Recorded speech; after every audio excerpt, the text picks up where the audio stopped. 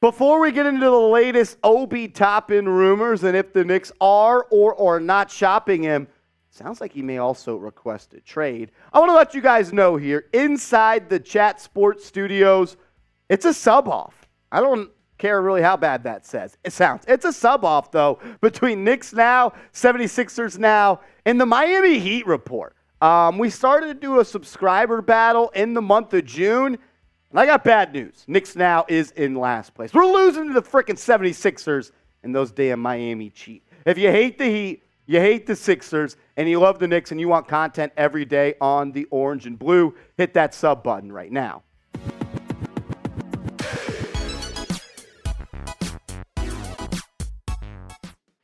Could Obi Toppin be forcing a trade from the New York Knicks? We're going to break it down on today's show. You're watching New York Knicks Now by Chat Sports. I'm your host, Marshall Green, and Obi Toppin. Could a trade be happening? It sounds like the New York Knicks are interested in trading into the later half of the first round of the NBA draft. And it sounds like if they do, Obi Toppin is going to be the guy that's heading out. New York Daily News says the Obi Toppin trade rumors are worth monitoring. Bondi also said this. A source said Toppin was frustrated at times with his role, although he refrained from complaining to the media. And I respect Obi Toppin for not complaining to the media, but I would be frustrated too if I was Obi Toppin and my career has played out like it has so far with the New York Knicks. Obi Toppin was picked by the Knicks in the top 10 of that NBA draft for him to be a piece and a long-term piece and probably a starter for this basketball team. But the thing is, Julius Randle took a huge leap, became the most improved player in the league, and he has 2 All-NBA seasons in the last 3 years, as well as 2 All-Star appearances. Nobody expected in the Knicks organization for Randle to become the player that he was and is after they traded Toppin.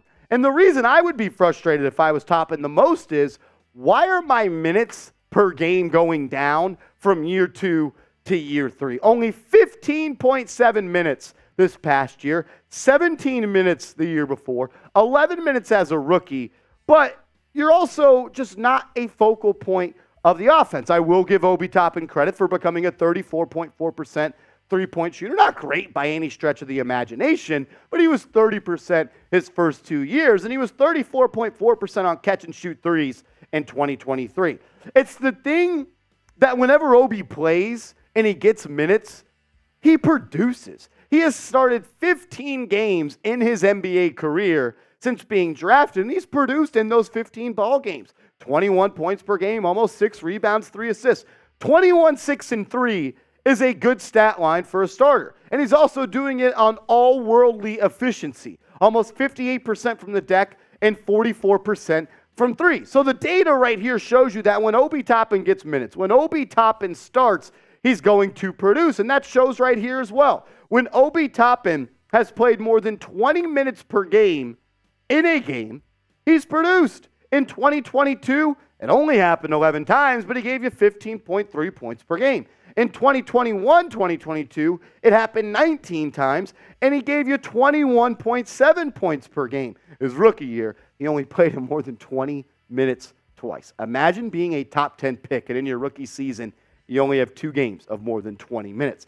My beef with Obi Toppin is the development. I don't think he's developed correctly. Blame that on him. Blame that on the Knicks. I think everybody gets a piece of that pie. I just don't think Obi has gone the right way about becoming a player that I think he can be. The guy has tried to become a catch-and-shoot and three-point specialist, and that's a problem. This year, Obi Toppin attempted 2.6 two-pointers per night, while also attempting 3.7 three-pointers a night. Obi Toppin should never be shooting more threes than twos in a basketball game. That's a problem. And that's a direct result of him just trying to fit into the rotation coming off the bench and with Julius Randle being a starter. I like Obi. I think he's going to have a good career. I think he's been in a bad situation. And the Knicks, they have a decision to make. They have to understand that Obi Toppin is only under contract after this year.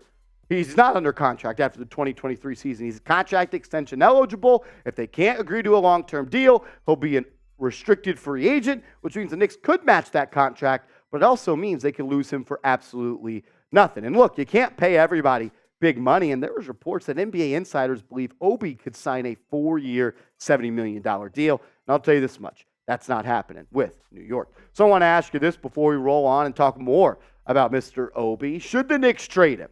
Is it time for the Knicks to move on from Toppin? Let me know. Type T for trade, type K for keep. I'll give you my thoughts a little bit later in today's show, but I also want to let the people know we're going to be live on the channel, New York Knicks Now by Chat Sports, youtube.com/Knicks TV for every single pick of the 2023 NBA Draft. We'll be going live an hour before showtime, so subscribe, turn your notifications on, and come hang out on the channel on draft night. What is Obi Toppin's trade value? We're talking about trading Toppin, which I think is fair. It sounds like reports are coming out that the Knicks are at least seeing across the league what type of interest he has.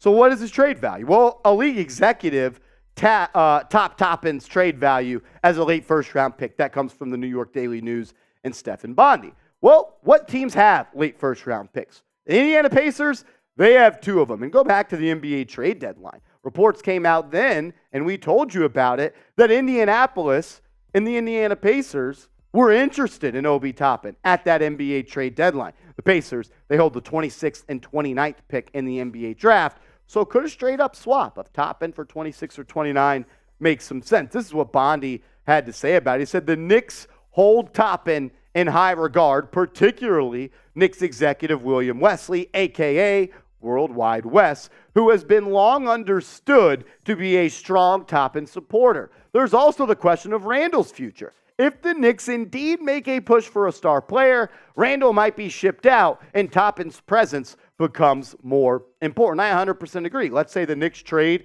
Julius Randle for Karl Anthony Towns. I believe Obi Toppin has a chance to be your starting power forward and his role becomes more important. But why do you trade Obi? The contract extension. And the Knicks run the risk of losing him if a deal does not get done, and you can't pay everybody. It might be time to reset one of those rookie contracts because you have Quickly and Toppin coming up for extensions, and you're probably not going to give both of them an extension, and you're probably not going to re-sign both those guys, so why not cash in the chip of Toppin, which really doesn't have a role here right now except for a 3-point power forward off the bench. That's what it is. That's what Obi's role is with Randle being a New York Knick. As long as Randle and Obi are teammates, Obi is not going to get the necessary minutes to develop and become the player that a lot of people think. It's just what it is. Some people will tell you, though, that we got to trade Randle and we got to start Obi. I don't agree with that, but I'll let you make the decision.